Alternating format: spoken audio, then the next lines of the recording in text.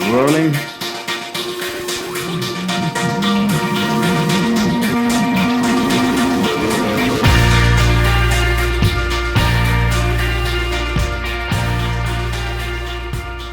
Welcome into another episode of the Catch the Sky podcast. This week we've got a special combo sequel to episodes 96 and 98, with Russia being the theme.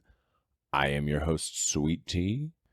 If you care to keep up with our weekly episodes, you may find us on Instagram, Facebook, YouTube, or wherever you listen to podcasts by searching for the Catch the Sky podcast. Be sure to like and subscribe, and you'll get notified whenever we release new episodes. You may find me on Twitter at CTSTerry. I'll be perfectly honest, I'm terrible at Twitter. Hardly ever look at it. And we don't have a TikTok. I'll get into why that's the case a little later in this episode.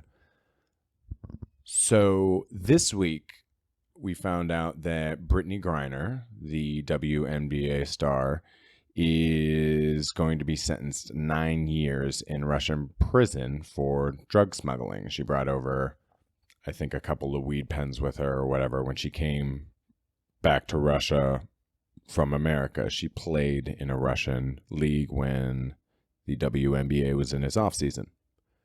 That was right before the whole situation with Ukraine began, and she's been kind of caught in the middle of it. And now the conversation is shifting to whether or not we are going to have a prisoner swap.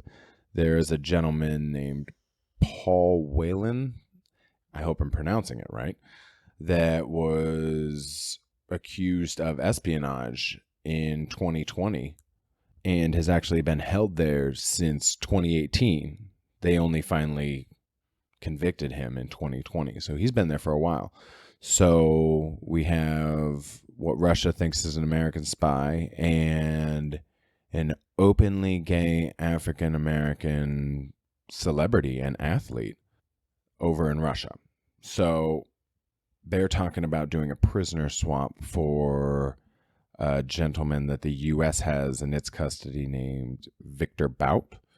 And I guess he was an arms dealer. So that currently looks like the clearest path forward for the U.S. getting Brittney Griner back. So that's the current status of that situation as of this recording on August 5th, 2022. In other Russian news, people are starting to get grain shipments again.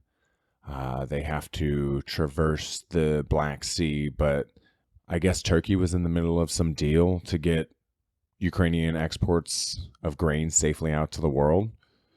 That whole region is usually referred to as the world's breadbasket. So to not have any type of produce coming out of there is kind of a big deal.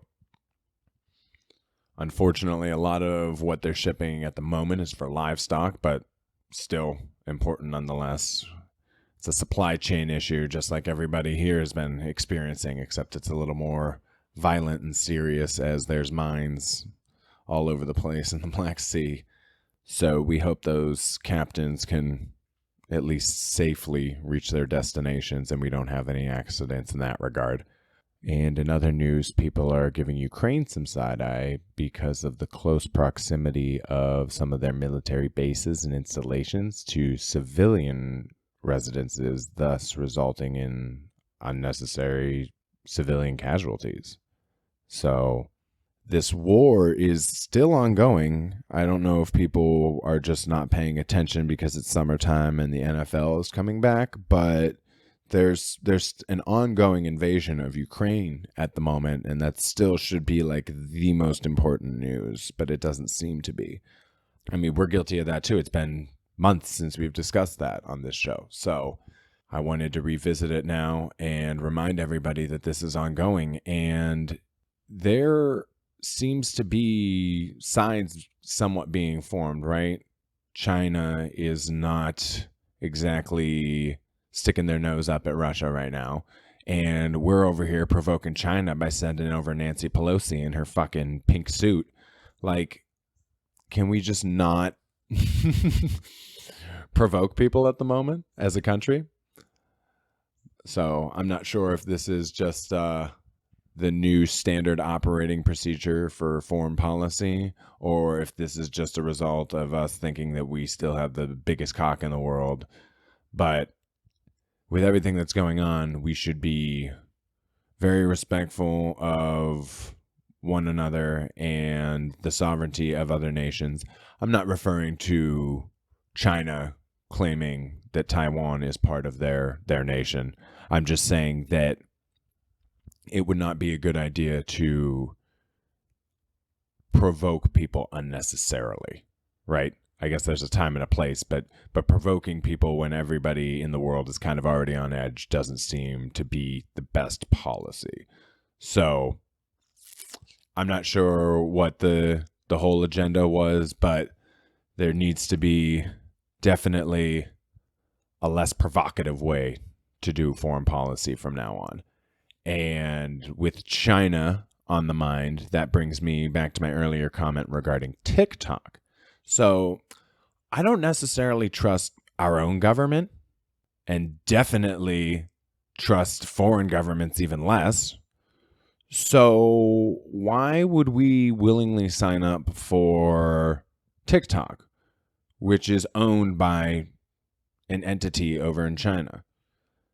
So just like Facebook and Instagram and Twitter and YouTube and everybody here is mining our data, we're just willingly dancing away and singing in front of the fucking mirror for all these people over in China. So again, this kind of ties into our episode last week. Remember that you have privacy and a right to it. And if you want to willingly give that up so that you can post fun videos online, that's fine.